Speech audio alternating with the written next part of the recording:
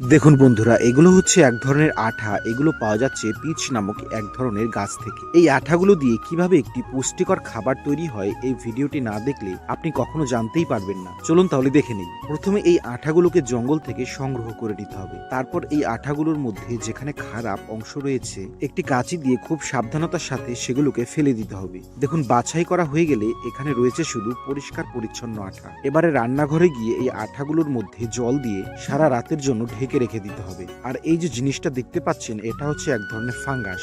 এটাকে আমরা জলে 2 ঘন্টার জন্য ভিজিয়ে রেখে দেব। এবারে আমরা এগুলোকে রান্না করে নেব। এখানে রয়েছে সেই জলে ভিজিয়ে রাখা ফাঙ্গাস আর সেই পিচ গাছের আঠা। তার সাথে দিয়ে দিতে হবে একটি তাল মিশ্রি। এবারে জল দিয়ে এটাকে 1 ঘন্টার জন্য ফুটিয়ে নিতে হবে। এই খাবারটিকে আরো হেলদি করার জন্য একটি পেঁপে কেটে তার মধ্যে দিয়ে দিতে হবে। পেঁপে খাওয়ার উপকারিতা আমরা সবাই জানি। হজম শক্তি অনেক উন্নতি করে, হৃদরোগের ঝুঁকি কমায়। আর কিছু খেজুর ও বেরি ফল যোগ করে 30 মিনিটের জন্য রান্না করে নিতে হবে। আর রান্নাটা হয়ে গেলে এর মধ্যে আমরা দুধ ঢেলে দেব, যেটা খেতে হবে আরো পুষ্টিকর ও সুস্বাদু। আমাদের এই আজকের রেসিপিটি আমাদের শরীরের জন্য অত্যন্ত উপকারী। এই ভিডিওটি ভালো লাগলে একটি লাইক ও সাবস্ক্রাইবও করতে হবে কিন্তু।